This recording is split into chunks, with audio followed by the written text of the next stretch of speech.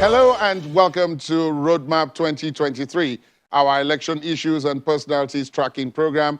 I'm Ladi Akeredoluale. Thanks for joining us. My guest on today's edition says securing Nigeria is not just a question of equipment and personnel, but also of providing the indices of a decent human existence, such as education, health, and social benefits for the vulnerable, which will be done if he's elected president in this month's election.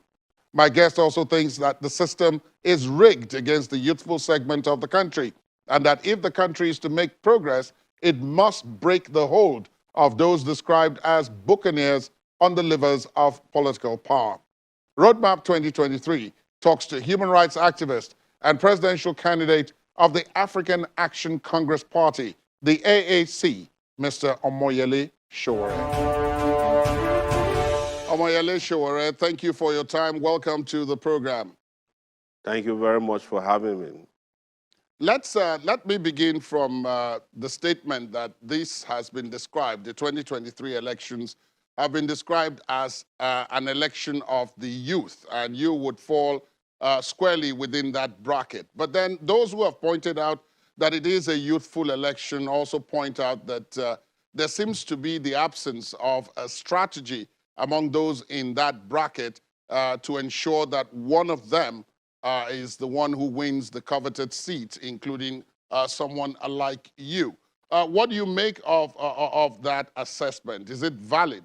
Well, it's not valid considering that everybody is pushing an agenda that promotes the old system. And once you have that, once you have adults who, or older people who are politically in control in Nigeria, who are financially in control of the political space, then it doesn't matter which strategy you use. And this includes also our brothers and sisters in the media who promote frontliners who have no strategy at all, have no manifesto, who don't attend to interviews as frontliners. So the strategy that's needed for someone to win an election is for them to be able to speak potentially to the greatness of their ideas and how that can promote a better society.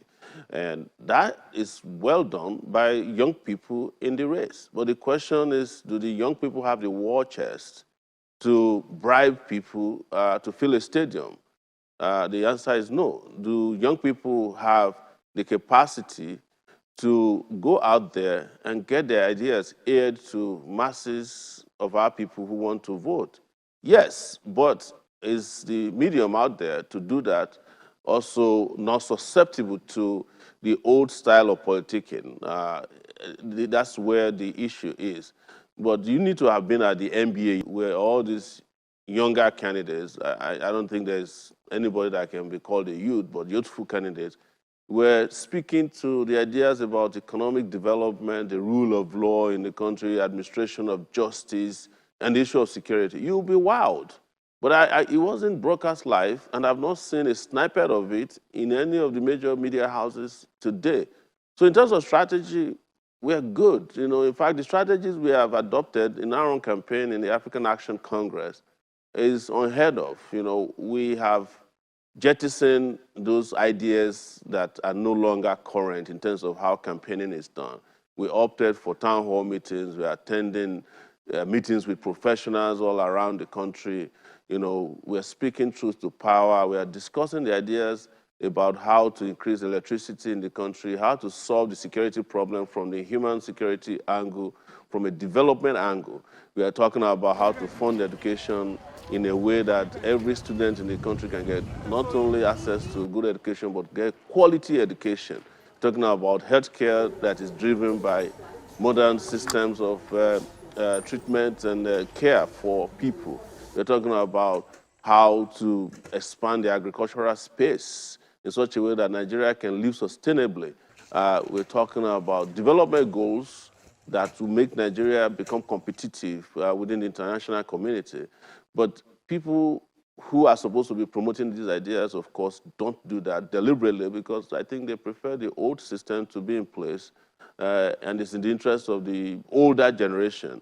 So that's the real issue. So when you have that, then you start questioning whether there's a strategy. But when you look at the strategies adopted by our party, by our candidates, you will know that they are the best. And they were the best in 2018 when people claimed that we didn't win in an election that did not happen. So strategy is fantastic.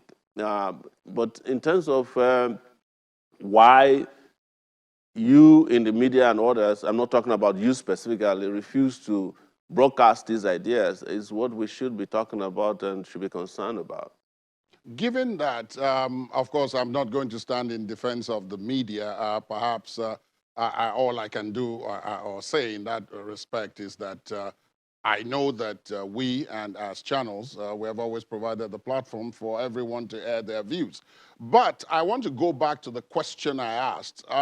Whether or not you have a war chest or whether or not indeed the media has played a salutary role in the process or not, we have seen it elsewhere that when the young or the youthful, let me use your phrase, have come together, none of these barriers has presented them or has prevented them from actually putting in place something that they want.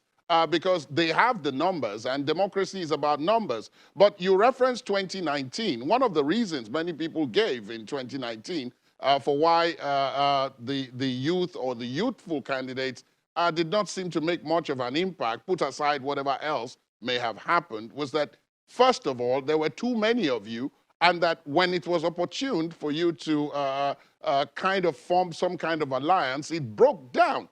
And many people were saying you guys had learned nothing from those who were older than you. It's from that context that I'm coming when I ask the question, why does it seem to be that the youth themselves, given that they have the numbers, are not able to impose their will on the system, no matter how that system is skewed against them? Well, when systems are skewed against you in a way that it bastardizes you with hunger, unemployment, it reduces your dignity to next to zero, and you now have elders who play divisive roles in the society and don't want young people to progress, as they've always done. When I was in primary school, elders came to us and said, "We are the leaders of tomorrow." But the elders in the country in their 80s, in their 90s, those who are politically connected or those who control the political levers as far as they are concerned, are still choosing leaders for the youth. Then you can understand an average young person in the US who has a job, who don't rely on giveaways, who don't rely on takeouts from politicians, has the independence to make these decisions. But the young people in Nigeria have been targeted over time so that they won't have a voice. You look at the history of young people in Nigeria from even the 40s, 50s, 1950s, 1960s, they had independence because most of the young people in Nigeria that started the Nigerian youth movement could afford to go to school in the UK, complete their education mostly on scholarship from the Nigerian government, come back and take political decisions for the country. That is why Nahuru at the age of 30 was able to move the motion for independence of Nigeria. But here we are, that the barriers are not just one, they are psychological, they are physical, they are economic. So at the end, it's easy for you to get an influencer, for example, on Twitter, who is a young person, who understands that this country can never move in the right direction with the kind of politics that those older candidates are playing. But they will fall for it because that's their means of livelihood. They have to put aside principles. In those days, people don't have to put aside principles. And I want to go to 2019. The people that you are referring to in 2019 who met and said, oh, we should choose a candidate, ask yourself, where are they today? I'm the only person standing from that team. And the moment we met for the first time, and that was the only meeting I went to, and they were saying that it's the elders that said they should choose a youth for them that they can work with. That was the day I left the meeting. And this happened at Charlie Boy's house. They said to my face that the elders in the country don't want an aggressive youth to be a candidate. They want somebody they can work with. And I said, no, it's the youth that should choose their candidate, and the others will accept it. So, and I've said this before, and that is why I'm still sitting here today, because I never compromised my standard, my position at that time. You know all the young people that ran in 2014, 2019. Ask yourself, where are they today? The only person that tried to come back, who is younger, was Kingsley Moghalu. They took him to Abeokuta in Obasanjo's hotel and ridiculed him. Because why? They know that if he came out, probably he will not step down for the candidates they want, and they don't want a radical person. I'm just saying that so that you can understand the context under which young people's decisions are not making it to the mainstream. All these obstacles we are talking about don't exist elsewhere. It doesn't exist in America. Young people can decide for themselves because they have jobs, they have homes, they have cars, when they want to drive them. They don't have to go and beg some elder to give them money. They don't even beg their parents for money after they are 18 years old, mostly. So if you go to South Africa, where young people have independence because you don't have police always shooting at them when they want to meet. That's why you see a Julius Malema in South Africa who can go to the parliament, confront the president of the country, actually kick him out of power, and still go home and sleep. You cannot insult, according to Nigeria's terminology. You can't talk to the president of Nigeria and go back home alive. I was charged after 2019 election, I was charged for insulting the president. And I spent 5 months in detention and 3 years in restriction here in Abuja. Those are the kind of obstacles we face as young people in the country, and people must live with that reality. But should we not also blame the young people who keep falling for the tricks of these older persons who don't want them to progress? Of course, we blame them too, because they don't need to beg them to liberate themselves. That's why our party provides that platform for total liberation.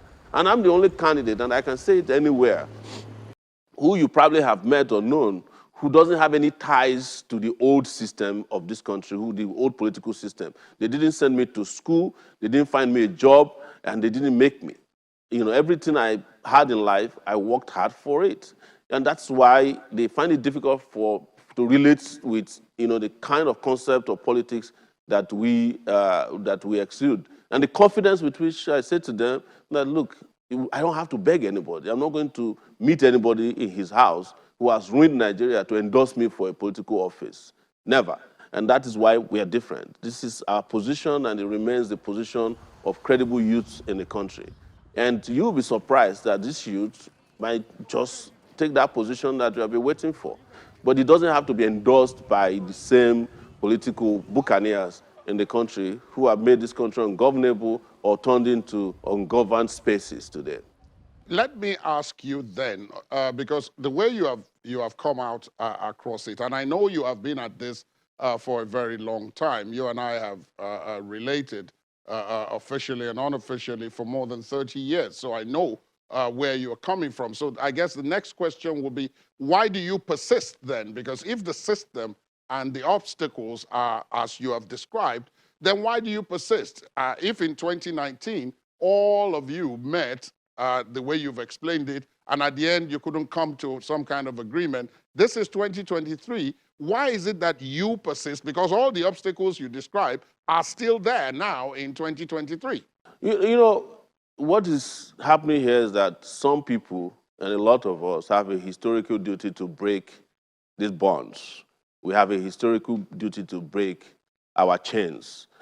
You could ask the same thing of Malcolm X. You could ask the same thing of Martin Luther King. You could ask Mandela why he decided to sit down in jail for 27 years instead of signing up to the apartheid regime and becoming a minister a few weeks after he was detained, when they asked him to surrender to them and dismantle the ANC.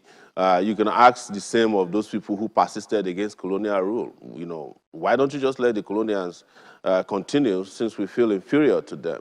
So I don't accept that, and a lot of people don't accept that. Those who are queuing up to buy petrol at 1,000 naira per liter don't want the situation to persist. Those who are looking for new naira notes that they claim were redesigned don't want to persist in this condition. Those who are sick and don't have hospital care at this point, those who are dying on our roads, and those who have spent 9 months at home instead of 2 semesters already gone, don't want the situation to persist. I don't want also to persist in misery. I don't want to live in a country of my birth in which I'm a prisoner inside the country. So we persist against all these odds because we deserve better. There's no point debating surrender. The people and the only conditions that must surrender are the oppressors and the oppressive conditions and the bondage that they have put our people. Those are the people that must be forced to surrender, not me. I've persisted against this, or like you said, since I met you for the first time around 1993, and that's 3 decades ago. So, and a lot of things have happened since then. If we didn't persist in 1993, we wouldn't have democracy in 1999. So if we didn't persist in 2007, we would have had Obasanjo continue his third term. If we didn't persist under Yar'Adua, Jonathan would not have become president, the first person to come from Ijaw land. So the persistence is done so that we can break the yoke of oppression and the burden placed on our people to perpetually live in misery. It's unacceptable, and we must persist against it so that we can live a better life. If we don't, our children deserve better. Now, one of the things I noted, and which came to me as some kind of surprise, because that went against the grain of what most people were saying, was that the electoral process has evolved over time as well, and has become, in their words, more credible and more trustworthy, has produced more outcomes that reflect more and more the will of the people as we have gone down the democracy trail. But I noted that you and your party expressed some level of distrust in the electoral management body. And I was wondering what that was for, because given everything that we have been told, we should expect that this election will be free and fair, at least coming from the angle of preparations and processes that have been put in place to ensure that. You don't agree? No, I don't agree, because it is not true that our electoral process have been credible over time. The last time we saw a credible election in this country was 1993.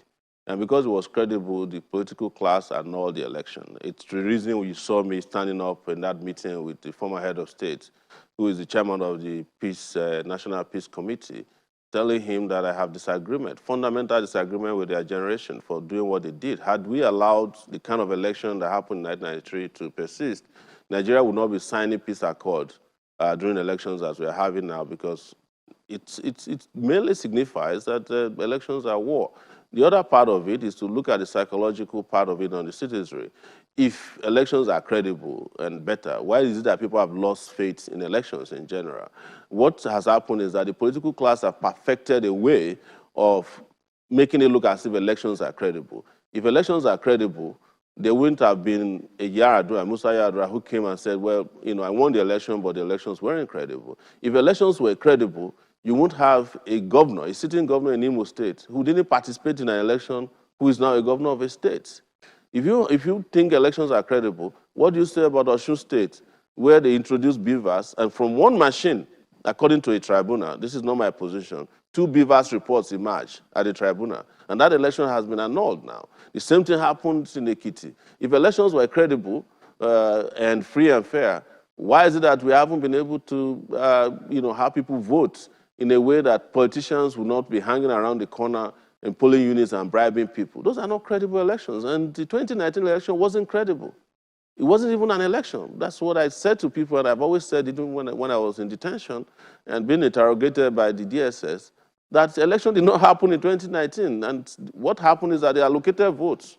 So, Buhari got the highest vote allocated to him, and they allocated the rest to the rest of us. What we are calling for is free, fair, and credible elections.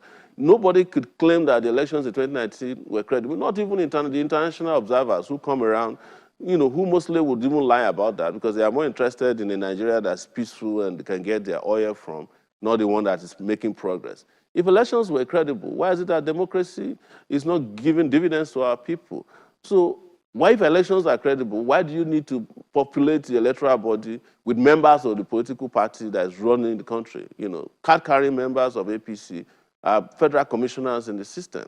So our party is just telling you the truth. In fact, I said, I'd spoken about beavers before Osun happened, and I spoke about beavers in Ibadan before on a radio program, that people should not get carried away, because every election season they will come with an electoral act, solid electoral act. Everybody will be praising it.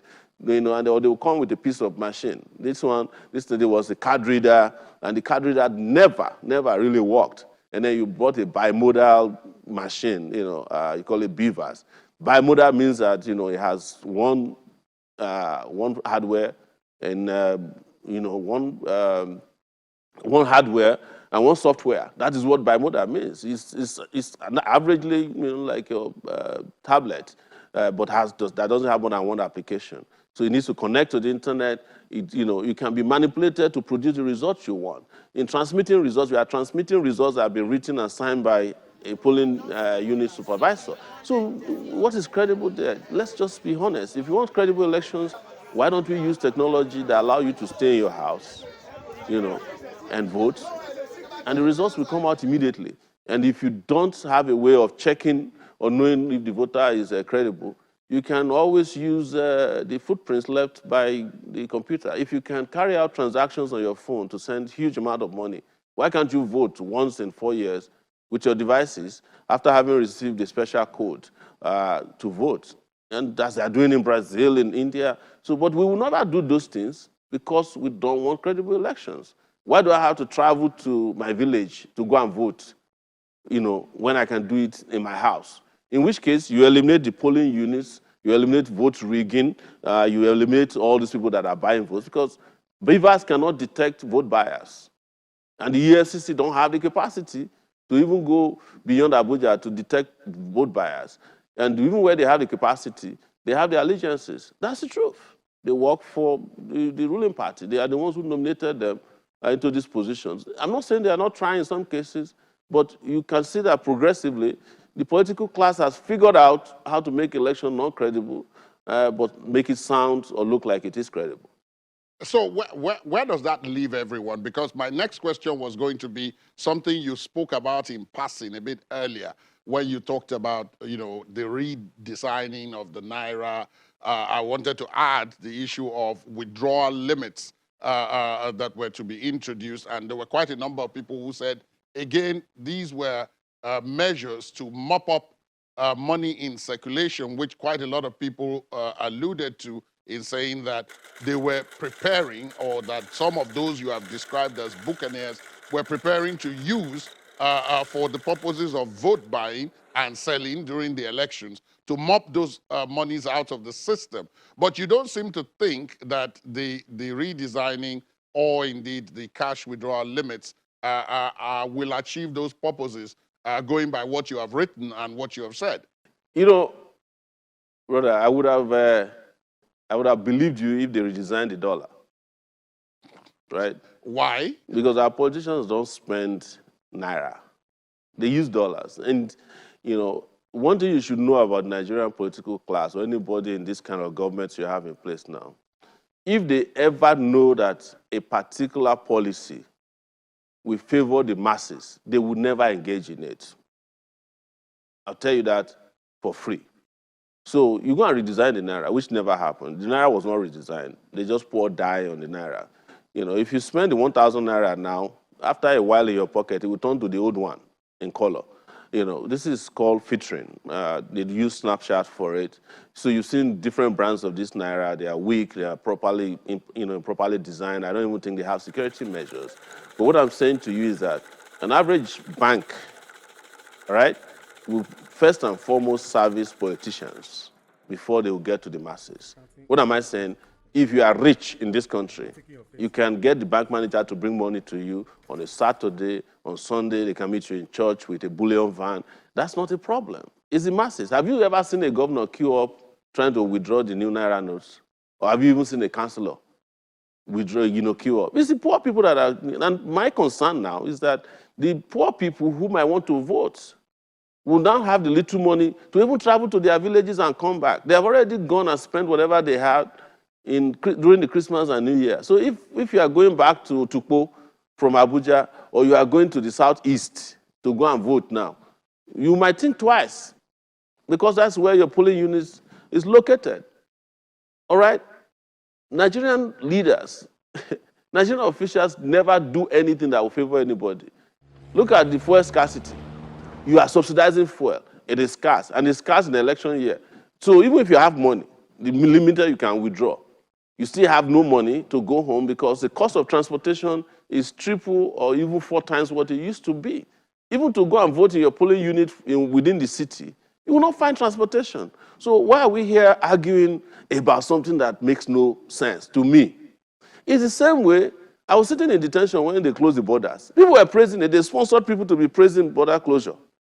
It turns out that they didn't close the border for certain people. They closed the border in the south, they opened it in the north. We are smarter than being fooled by these guys who are running the country.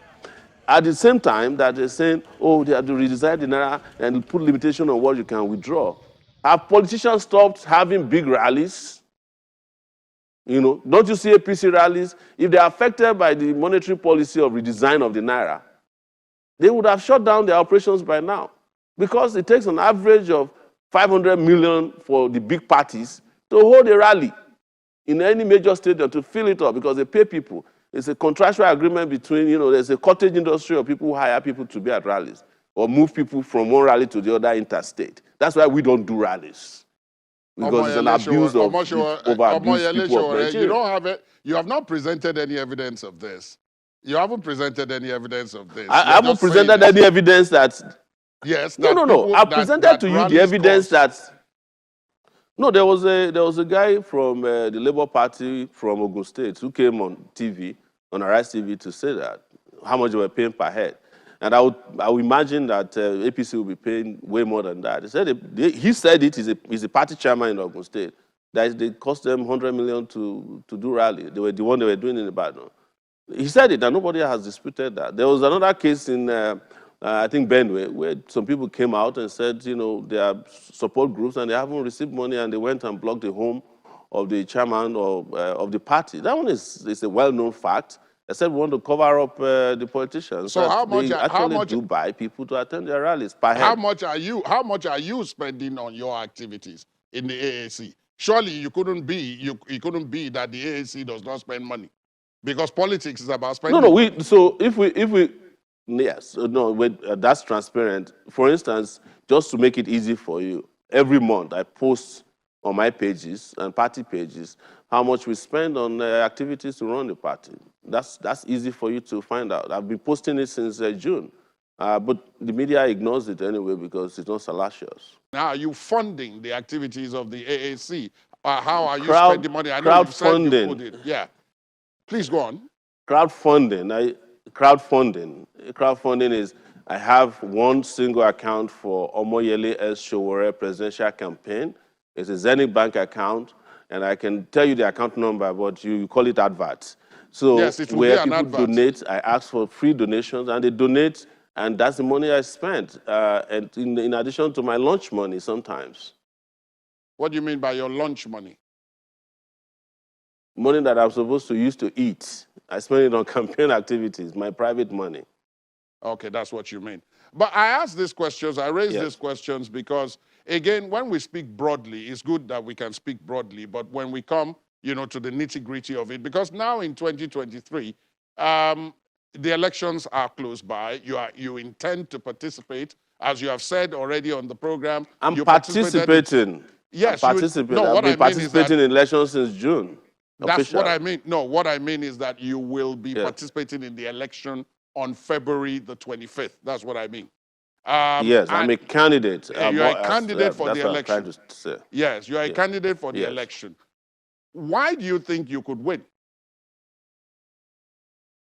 Well, because a lot of people in their millions are tired of this old system of doing politics. They are tired of hunger, starvation. They are tired of scarcity. They are tired of terrorism, banditry. They are tired of corruption in this country. And they've indicated that they want to turn things around. And I have presented myself to do so. And I have made very powerful arguments wherever I've been given the opportunity. And I thank you for the opportunity we have today. And you attest to my credibility of 30 years, consistency of 30 years, honesty of 30 years that you have known me personally. Most people don't know this, especially people who we refer to as children of democracy, who were born around 98, 99, when I left the country and spent 20 years in the US. So all these people want a brand new leader. They don't want the same people who were governors for 8 years and ruined their states. They don't want people who had never stood up for anything, who can stand up for them. I've been standing up for the Nigerian people for most of my life, and I've never been remunerated for it, and I'm not looking for remuneration. I just want to keep doing what I know how to do best, which is stand up for people who are vulnerable in our society. And those who may not be vulnerable, but deserve a better place to live. Not everybody wants to leave Nigeria. Some people want to stay. And there are so many who have left, who have discovered that the grass is not as green as you thought on the other side of the aisle. So I'm standing up for them, and I believe, having been made and given the opportunity to present myself, that Nigerians can see transparently through me and vote for a leader that can stand up and work for them, a leader that is capable, a leader that has integrity, a leader that believes in progress and prosperity for the country, a leader that has ideas and is able to present and share it to millions of our people. That is why I don't even think I would win. I know I will win, because that's what would be a win-win for the Nigerian people. And I believe that they will take that decision sooner than later. That's why I said at that National Peace event that very soon these tables will turn. Indeed, but again, I have two questions, but let me ask the first one. In 2019, on this same platform, you told me that you believed that you would win. As it turns out, you didn't. And you have said why you I didn't, because there was no election. That's what I'm referring to. You said there was no election, but the point was that the election took place, results were declared, you didn't win. What makes you think this time will be different? Because I have made that point just in the last question, that more and more people whose eyes weren't open to the ideas I was pushing on your show. If you listen to that show very well in 2019, which I'm sure you've probably watched again, you know, I was pushing the idea of renewable energy, which has now become mainstream. I was pushing the idea of free education, and people now realize that you need it. I was pushing the idea of minimum wage of 100,000. And people were saying at that time that it will cause inflation. Inflation is now at 17% or more. That's depending on who you're listening to. No minimum wage is causing it. What is causing the inflation now, since you are still paying the old, ragged minimum wage? The truth is that all these ideas that I put out there, there's nobody who can defeat those ideas if we had free and fair election. Anybody who wants to call me a loser in an election must be prepared to hold free and fair election. Then we would congratulate the winner. But don't go and hold a shambolic election, allocate votes to people, and start blackmailing those who disagree with you that the election didn't hold, that they are sore losers. No, that's not how elections are conducted. Now, and that's why I think it's an unfair question to ask why I'm saying that there was no election, because most of you actually know the truth, that the election in 2019 did not have, it wasn't a credible, it wasn't a free and fair election. That's why they had to run to court. Debatable. That is extremely debatable. I don't know that it was not free. The fact that it's debatable at all, we should be having elections in which we have no debates about. The credibility of elections should not be debatable. It should not be something subjected to a debate. It should happen, and we should be all agreeable with it, because the transparency of election is the most important currency in an election. People went to court in the aftermath of that election, and the courts declared that the election was valid, it was free, and it was fair. Remember that. How do you win elections if you don't make alliances with other people, even if they are of like minds, and that sometimes you do things of convenience in order to secure power to help the people that you're so anxious to help? In this election, we've been the only party that had a solid alliance with the PRP. There is a PRP vanguard, the original PRP, that was started by Malam Aminu Kano, which this former governor of Kaduna State, Balarabe Musa, continued. We made an alliance with them. We met in Kano. It was announced everywhere. That's the best alliance that has ever appeared out of this election circle. And you know about it. So those are the kind of alliance we make. The alliance with pro-people organized parties and organizations. But the most important alliance in this election is the alliance of the oppressed. And we are allied with the oppressed in their daily suffering, misery, thinking, and their desire to liberate themselves. There is no other party that has made an open alliance so far. You know, whether it is the APC, PDP, or Labour Party or any other party. We are the only party who has openly entered into a PRP Vanguard alliance. It's a well-known established fact. And these are the real kind of parties we should be aligning with. Let me ask you a bit in more detail. You referenced it when you were talking about some of the things you told me in 2019, which have now become mainstream. For example, the issue of clean energy, Yes. the issue of minimum wage, and so on. What ideas, because there are some issues that have since, between 2019 and now, become very, very important, more important, if you like. Things like the debt burden, what you referenced earlier on, fuel subsidy, unemployment is at an all-time high, even by the statistics given by the authorities themselves. So, I mean, if we take these three, what specific things would you recommend or would you be implementing were you to be elected president? When I'm elected president, with regards to debt, I will pause the repayment of debt. That is holding us back and engage in what I call debt audit.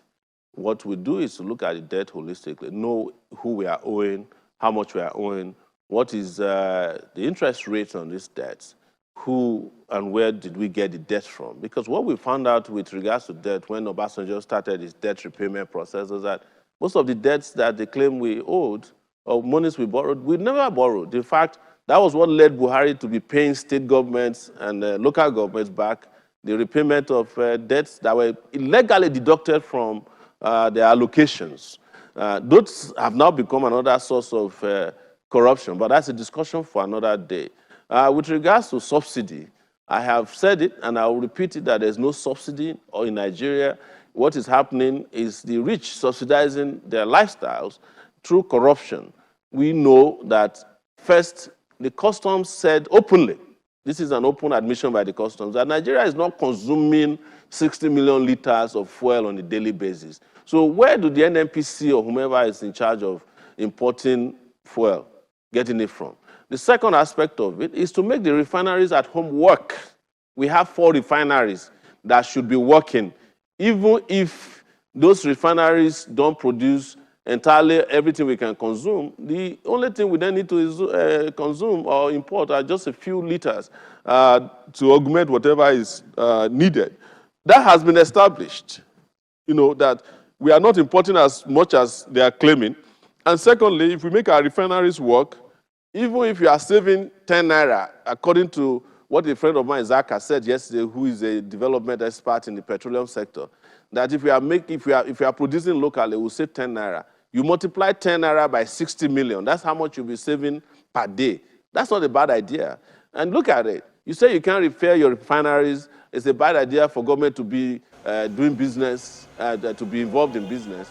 But the government that hates business or should not be in business can invest $2.8 billion in a private refinery in Lagos that is coming on stream very soon. So we keep deceiving ourselves that there's subsidy.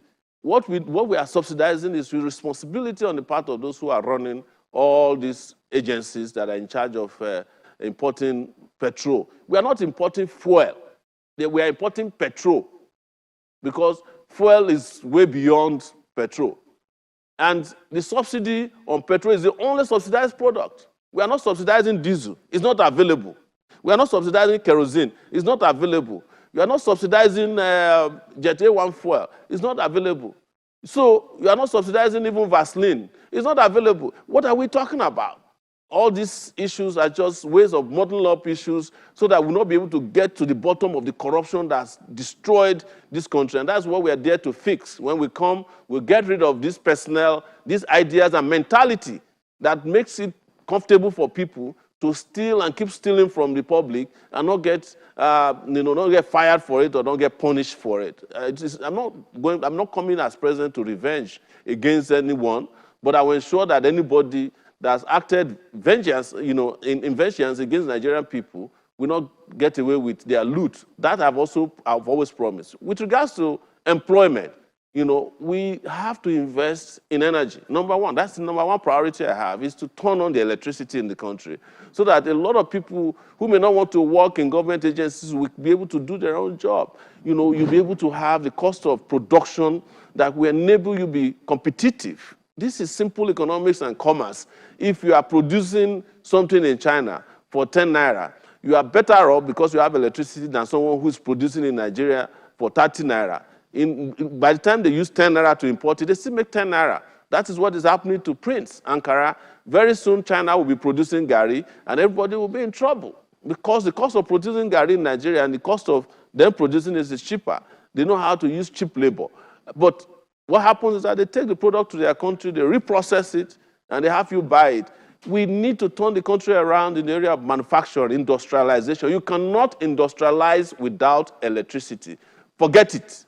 And then the investment that needs to be made in areas of human endeavor like medicine, healthcare, would employ a lot of people. We have already lost over 10,000 nurses, 8,000 doctors. If we employ them or employ over 160,000 nurses, that's the shortage we have, some 80,000 doctors, it will provide jobs. Teachers, those are jobs, and pay them minimum wage that I call living wage. By the time you do that, you invest in your country, you invest in education, healthcare, you will create jobs. The jobs that we talk about in other places are jobs that create value.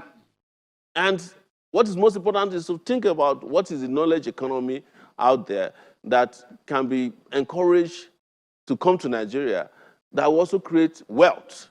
Wealth is no longer about, one company, like a Jakarta Steel company. People talk about Jakarta as if it's a one-size-fits-all this thing. But, what is it that you know about the world today? There are 10 most valuable companies in the world. No oil company is on there except Saudi Aramco. Now, the reason why Saudi Aramco is doing well is because government is tightly regulating and controlling how oil is sold and how the revenues and proceeds are returned to the country. Here, nobody accounts for it. We haven't got a dime from selling crude from the NNPC in the last 9 months. I didn't say it. It was the central bank governor that said it. How about security? Because that is the other existential threat. You referenced it when you talked about, people not being able to walk on the roads, not being able to travel, not having to go long distances to vote. When you were answering that question, what do you intend to do about security? Well, you cannot also talk about security without a holistic approach to it. The most important level of security Nigeria needs is human security, and they are tied to finding employment. They are tied to, solid or, fair wages. They are tied to energy in this country. And then, most importantly, they are tied to security agencies doing their real job for which they're hired. And people love to talk about the policing a lot. They love to talk about the army and all that. But nobody's talking about the commander-in-chief of the armed forces, who is practically away without official notice or leave. And that is very important in the hierarchy of security. The most important person is the commander-in-chief. The moment you lose that position or it's held by somebody who is incompetent, you can't get it right. So that is the way to look at security. But there's a lot of things that are also fundamental about security, and I talked about it yesterday at the NBA conference, which is that, is the Nigerian security system meant for the Nigerian people? Have they been attuned, accustomed, or acclimatized to the Nigerian people? The truth is that the Nigerian security system is meant to protect the rich and powerful. That's why instead of a security system that works for all, we have a police state who is going to kill you at the slightest provocation. There are more policemen guarding homes of people in Abuja, where I've lived for the last almost 4 years, than you have on the highway between Zamfara and Sokoto. I traveled between Zamfara and Sokoto in 2019. We only saw one police vehicle. But if you go to the southeast today, because the agitation there threatens the foundation of the owners of Nigeria and their wealth, what happens? You find soldiers every street, every corner. They have the best equipment. They have the best guns trailed at people who are agitating for nationhood because they are tired of the way Nigeria has run their lives down. I'm not supporting the breakup of Nigeria, but I'm just saying that when you touch their means of livelihood, you will see police, you will see soldiers. That's what they did to Ken Saro-Wiwa when they touched the anointing oil, crude oil. So to do all this, there must be a holistic approach. We must improve the life of our people. We must invest in education, invest in electricity, energy. You must invest in people so that they don't turn to crime. Because when you look at Nigeria in 2019, it's more secure than it is in 2023. Almost every part of the country, all the 6 regions have huge ungoverned spaces. And that also concerns me about election. How are you going to have elections in places where they are burning INEC offices? Where is the confidence level in INEC in those places? How do you have elections in areas occupied by Boko Haram, occupied by bandits, areas occupied by kidnappers? So that's an issue to be addressed. But I'm just giving a general overview of our security situation. But the solution to it is to also have a holistic solution to security problems ranging from human security, social security for workers, and then cyber security as well. Because when people talk about security, they don't talk about technology in Nigeria. They just talk generally as if every security problem will be solved by carrying an AK-47. In the future, the nature of security will likely be on the internet. It will be cyberspace based, and nobody's thinking about that. Nobody's thinking about the information wars that will be propelled by cybersecurity, or that when we rely more and more on computers, it would be the control of our electricity sources, water sources, and if they are hacked into, you won't get water, you won't get electricity, it will disrupt your flights, and because our lives depend more and more on artificial intelligence. So these are things that people don't talk about that I will get involved with from day one when I become the president of Nigeria in 2023, sir. Omoyele Sowore, it's been a pleasure, as always, to speak with you. Nice to see you once again, and best of luck in the elections coming. Thank you. Thank you very much. Have a nice day. That's our program today. We would, of course, like to hear from you on this conversation. Our social media handles are right there on your screen.